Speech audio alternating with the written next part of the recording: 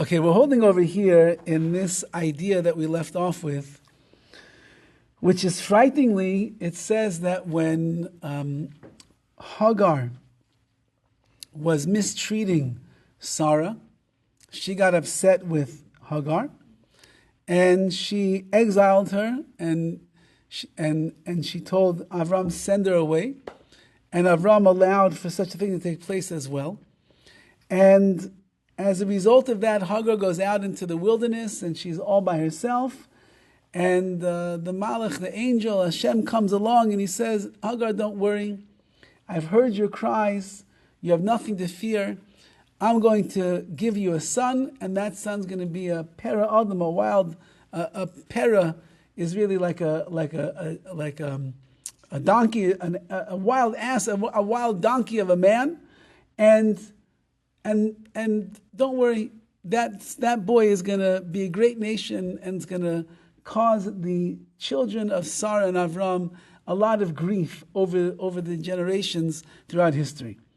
So the Ramban, if you recall, Nachmanides, he says some very strong language over here, and that is, Chot imenu be'inu yazeh, Sarah imenu, the great Sarah, she sinned by oppressing Hagar.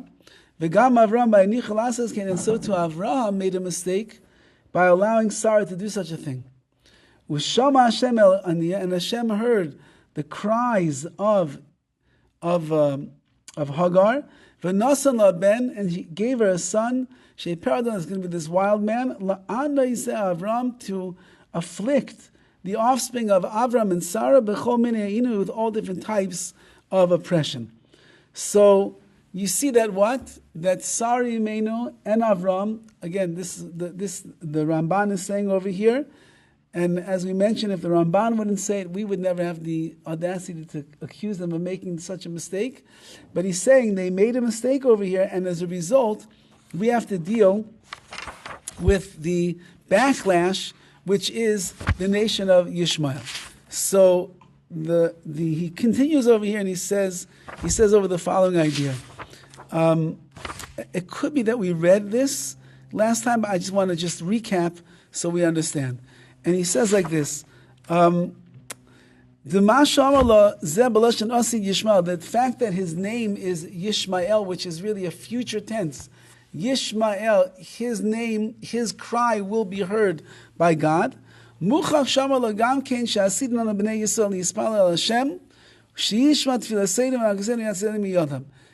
an insight that the Jewish people in the future are going to pray to Hashem and beg that He should save us from this nation. And they're going to daven to Hashem that please do not let the nation of Yishmael be strong against us. It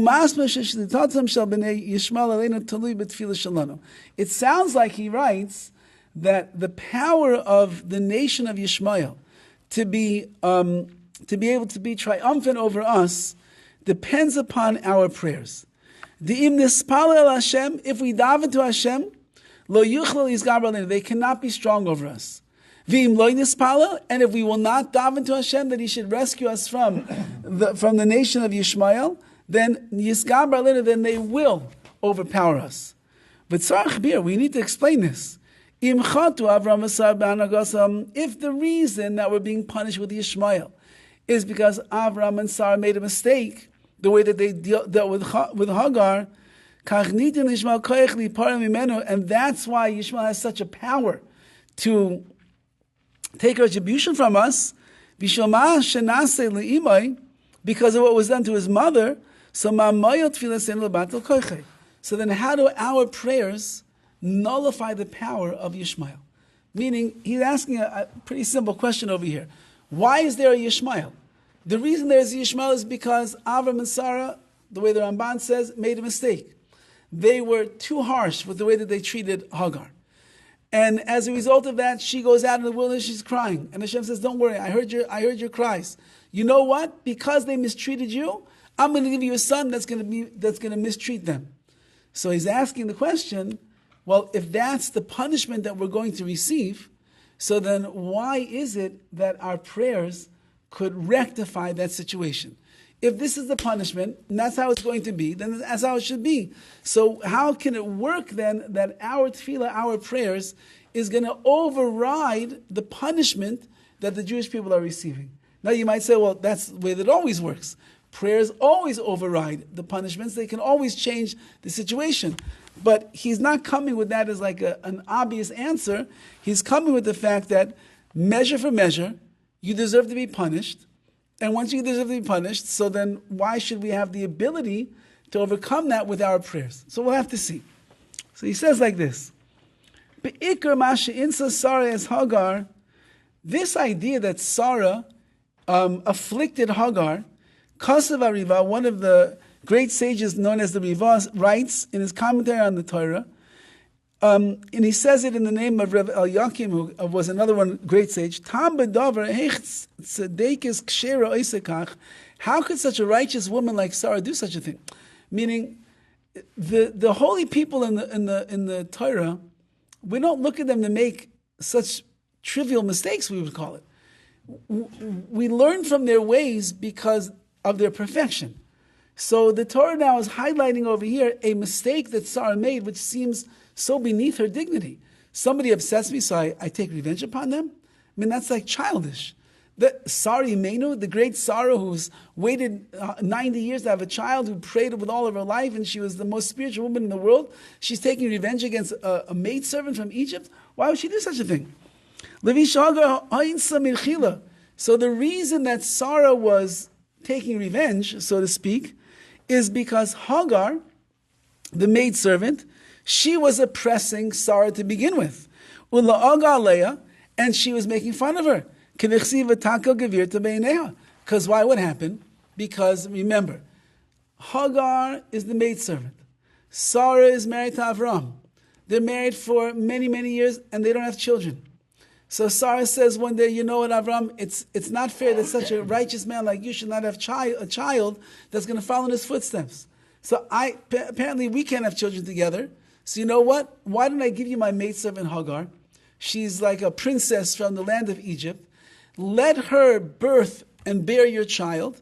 And by bearing your child, it will be like I'm helping to bring this baby into the world, and it'll be like our child. So Avram said, I don't need such a thing, but if that's what you want, that's what we'll do. Now, yes? Could you also say, well, they had no faith in God that when he promised them they'll have children, and yet she intervened? Who had no faith? Both of them. Avram and Sarah. Avram should have said, hey, God promised me, I believe in God. Okay. No. Fair. She should have said the same thing. She should have had the same thought. Fair enough. Fair enough. Right. Fair enough. No. Fair enough. I mean, you're saying that when measure for measure, it's the punishment for not just Sarah and Yaakov, but for the entire Israeli nation. It's not measure for measure, because when God intervened and saved their lives, that's one thing that he gave them a reward, and then that he gave them a nation of his own is another reward. And then he goes above that and says, your nation will cause misery on Israel. That's the way that it looks at the measure. The measure for measure is that just like Sarah and Avram oppressed you and hurt you, so you're going to be given a child that's going to be able to go and hurt and oppress them. Yes, but for how long? What? For how long? Forever. That's as we've seen. Right, but Hagar wasn't oppressed forever either. Okay. She started the whole thing. Fair enough. Let's see. Okay, let's see. So now, it wasn't even revenge. It was self-defense. okay, good. Okay, let's see. Very good. So what happens over here? So Sarah gives Hagar to her husband Avram, and Avram and Hagar becomes pregnant from the first time that they're together. So she says, sorry, you're such a righteous woman. All these years you're living with this holy tzaddik, Avram Avinu. I'm sure that you were together numerous times. You couldn't get pregnant once. And I, on the other hand, have relations with him one time, and I end up getting pregnant. So I must be better than you are. And she began making fun and jest at Sarah Imenu, which is obviously very hurtful. And therefore, when Sarah ends up oppressing Hagar, she was doing it in a permissible way. Because in a famous work called the Sefer Mitzvah Agadol, which is it includes all of the mitzvahs, it says lo yisaynu, which means that you're not allowed to afflict another person physically or with your words. He says over there, the Isa b'midrashim ha'incha oischa adam, if a person afflicts you, you're allowed to afflict them back. If somebody comes along and afflicts you, you're allowed to do it back. She'eino kroya misecha, because they are not called like your nation. Achishoina oischa, because they ended up acting not like a Jew. If somebody comes along and they oppress you, and they hurt you, and they damage you, you are allowed then to go and you are allowed to oppress them as well. Jew or Gentile? Jew or Gentile. Here we're talking specifically about a Jew. That's the chiddush over here. If a Jew would come along and they would oppress me, so I'm allowed now to go and oppress them. Says the Riva over here. That means that when Sari Meinu was oppressing Hagar and saying, "Get out of here! I don't want you in my house anymore," and she made her life miserable and she sent her away, so she was entitled to do such a thing because Hagar already was the one that was making fun of her and oppressing her and hurting her. So if that's the case, from here we learn that if somebody acts foolishly in such a way to you and they bother you and the like, so you're allowed to bother them back. Just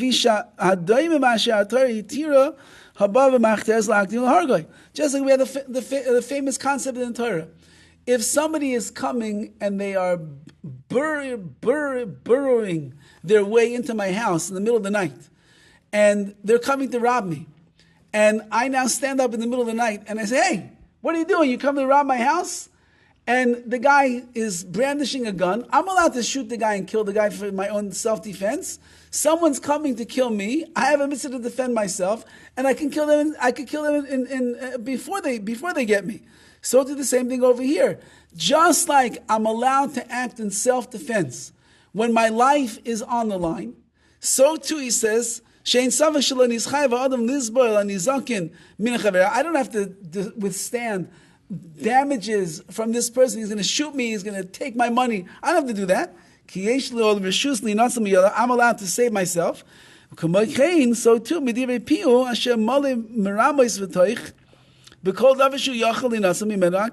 therefore, if somebody comes along and they oppress me, and they shame me, or whatever it is that they might do to me, so then I'm allowed to defend myself. And therefore, if Hagar came along and she was the one that started the whole process over here, she's making fun of Sarah, she's putting down Sarah, she's making Sarah feel terrible, Sarah halachically is allowed to respond. Now, if that's the case, Sarah, since that Hagar was the one that began the whole thing, so then certainly according to the law, Sarah was allowed to afflict her back. To save herself from Hagar. Sarah has to sit there and take a beating? She has to... And now we're left with another question. What is the great sin that Sarah Meinu did that the Ramban is saying she sinned? She didn't sin. She's allowed to defend herself. She doesn't have to take a verbal abuse and be made fun of by Hagar, her maidservant, because Hagar is pregnant and she can get pregnant for 80, 90 years. So where's the sin at all? What did she do that's wrong? Stay tuned. You'll have to come back on Wednesday to hear the answer to this question.